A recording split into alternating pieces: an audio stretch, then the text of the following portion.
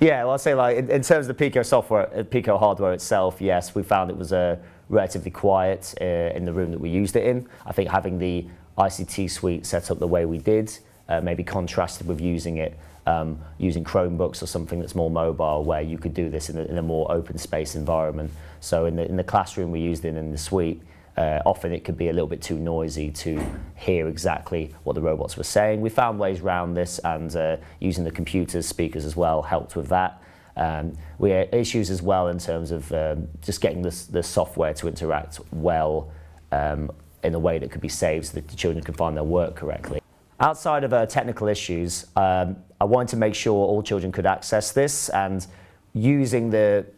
partnership into the pupil partners was really important in doing that,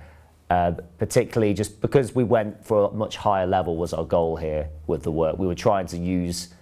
my ultimate objective was to try to make sure we had children with using functions and variables and